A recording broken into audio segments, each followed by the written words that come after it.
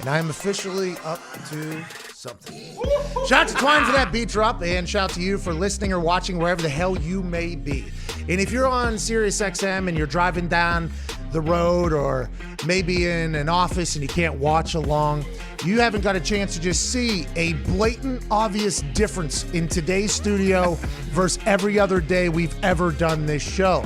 If you're watching on youtube.com/The Pat McAfee Show, we cannot thank you enough for spending time with us day to day. The music, Zito. Day to day. The whole first hour might have had music playing there. Yeah. Crushed it, Zito. Appreciate you, buddy. Baby Z. Oh, Zito is here. Breaking news number 1. There it is. There it is. Breaking news number 2. We are in our road studio. Breaking news number 3. We do not want to tell you exactly where we are right now. You can go ahead and guess where you think we are. We will be announcing a $7,500 giveaway later in the show whenever AJ Hawk will be joining us. I believe he'll be joining us for the second hour and the third hour today. Wow. So I believe in about an hour from now, we will be announcing a hashtag giveaway for $7,500 for whoever can tweet the most accurate guess of what they think I'm going to announce within the next couple days. I was in a meeting earlier this morning. This was supposed to be over the next few weeks. This thing got expedited quickly. Zito's been building the studio in anticipation that this would be happening. And I want to let you know, this place is gorgeous. Magnificent. At Boston Connor and Ty Schmidt are sitting in here. The Toxic Table will be joining me live in the road studio. Boys, could have never guessed this place to be this nice. Zito, Tim McAfee, CFO Phil really want to work and made this magic happen. Absolutely. And I'll tell you what, the weather up here is much nicer than I expected. I was expecting it to be a little bit chilly. I really didn't pack appropriately, if you will. But I'll tell you what, I am very impressed. Compared to what we were doing in the box truck, we talked about that. I mean, we might as well be, I feel like we're in L.A. at some big dick swinging studio. At Boston Connor, you were on hiatus from our company while we were on the road. And for those that are very new to our show, which is we get to see a lot of data, there's a lot of new people here. And we can't thank you enough for why ever the fuck you choose to watch this show. But last fall, not this COVID fall before that. Right. Yeah. We had a schedule.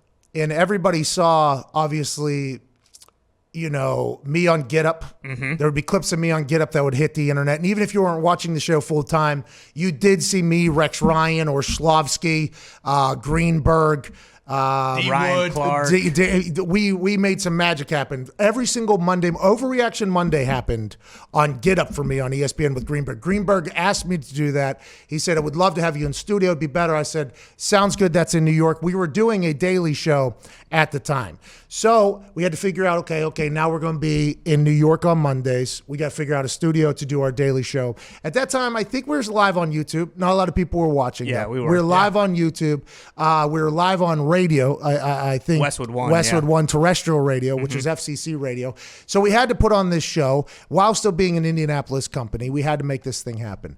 So the Monday morning Get Up thing gets offered, and we all agree, it's a good idea. It'd be a good commercial. It's Overreaction Monday, too. Mondays are the best fucking days of the fall because whatever happened in the last 24 hours, you can be absolutely obnoxious about it, especially on those shows where they're just asking you to dial it up to 45 or whatever. You know what I mean? So that's like what that show is about. So I would go in there on 12 every Monday morning, waking up 5 a.m. because they had production meetings like 5:30 or whatever in the morning for that show. They got to go through everything. We would fly into New York Sunday nights before Sunday Night Football. Yep. Second half of the 4 o'clock games because try to watch all the football. So then we would have to do the show from New York on Mondays. We'd hop in a plane, fly back to Indianapolis Monday afternoon. So then you would think just do the show in Indianapolis the rest of the week. No. Then I was asked to do Thursday Night Football by Matt Hasselbeck. Matt Hasselbeck was getting Thursday Night Football alongside Adam Amin and Molly McGrath, and he said, would love for you to do this with us. Could we please make this happen? I was like, going to be tough because obviously Thursday Night Football would be another city. Matt was like, we think it'd be cool. Think about it, though. He didn't want to force me, but he was like, just think about it. So we thought, get a chance to commentate some games. Okay, let's do that. So now we got to figure out how to do the show in New York on Monday, have to figure out how to do the show in some bumblefuck college town on Thursday Night Football. Yep. And then whenever College Game Day got entered into the mix, then Fridays I was flying. Thursday we'd fly back to Indianapolis. Fridays I would fly to wherever College Game Day was. Then I would fly back on Saturdays. Then Sundays we would fly to New York and put that thing on repeat for 13 weeks, okay? Thought we were going to die. Yeah. So now we were potentially staring down another road studio opportunity. And what we chose to do then was a box truck studio that drove around the country to every place we were. We hired a driver. We were in the back of a box truck. There was 7,000 issues every single time we went live. Never missed a show. Okay? Never. Back of a box truck, middle of some interesting neighborhoods in some cities where outside there was potential real shit going on. We're standing in the back of a box truck, screaming, dancing, yelling for 3 hours or 2 hours at the time. It was just something crazy. So whenever this opportunity was potentially going to present itself where it's like, hey, might have to move a little bit. We had to figure out how to do it. Zito, Tim, said, hey, we'll build a road studio. We don't have, because Zito was a part of that box truck experience too, and it was a nightmare. Oh, yeah. I'm going to let you know, it was a long-ass season. So it's probably going to come out maybe in the next few days. So we got to give at least people that have been following along on the internet a chance to guess. And if you're going to guess and participate in something, especially with what just happened, have to give away money, $7,500 bucks. Use the hashtag Pats Up to Something. Okay, that's PATSUPTOSOMETHIN. That is it, no G. Okay, Pat's up to something. I'm up to something. Pat's up to something. Most accurate, now be descriptive here, okay? Because I have seen people kind of, Ty just told Connor to get the hell out of the way there, and we don't have it properly completely sized on the other side there. Okay. Got to do it a favor, actually. There we go, and we got it. Our new LED board is a hysterical thing here. But most accurate, be descriptive now, okay?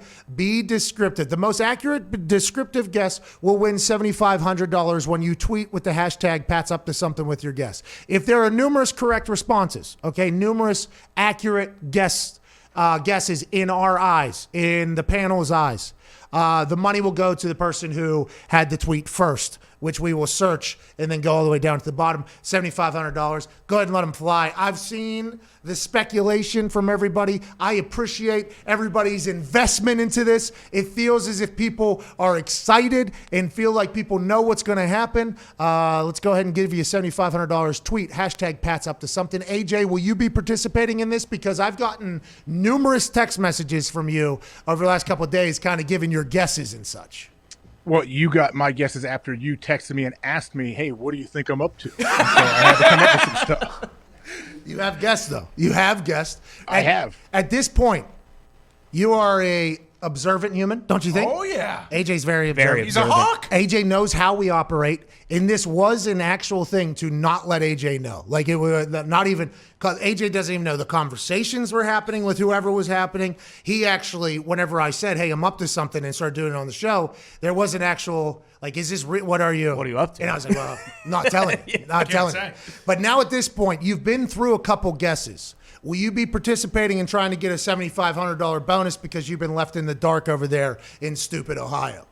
Well, I haven't exactly been badgering, asking you guys, like, what are you guys up to? Yeah, What by the way, situation? you have not. You've played into the game. You've given a couple I guesses. kind of like it. Yeah. I kind of like being, I kind of like trying to figure out, trying to guess. And all I've come up with is, if this thing, like, whatever you are going to do, it better absolutely, like, blow my socks off, as they say, with all the hype that's going into it. Now, we have potentially worried that there's a chance, you know. Like, if you're not announcing that you are gonna be The Rock's vice president when he runs for president, then, like, I don't know. Like, he already has a vice yeah. president. Watch Young Rock, dude. He already has a vice president. Okay, 2032. We're coming. I'm coming. Who's the coming? the homeless guy came back. No, it wasn't. He OD'd. It wasn't Ched. Waffles. It wasn't French pancakes. It wasn't. It wasn't Ched. Memorable character. Chet Hanks. Oh, It was not Chet Hanks either. Who did Dubai? What do you think it's going to be, though? Will you give a guess? Well, the fact that you like that studio you're in, are you going to be traveling home in the next few days? What's that, bub? will you be traveling home for like anytime soon, or are you down there wherever you are? Are you down there right now for good? I plead the 1, 2, 3, 4, 5th on that particular one. I don't think that is a piece of information that needs to be known. I will let you know, though, this is a nice house. Very nice house. This is Gorgeous. a nice house. So yeah, if you set up a studio inside a house with that giant screen, then you're going to be there for a while. Maybe, Yeah. maybe not. What's your guess? I mean, I don't have it. The fact that you're actually going and staying somewhere, that's what's weird. Like, whatever it could be, Monday Night Football, like, you don't need to move for that.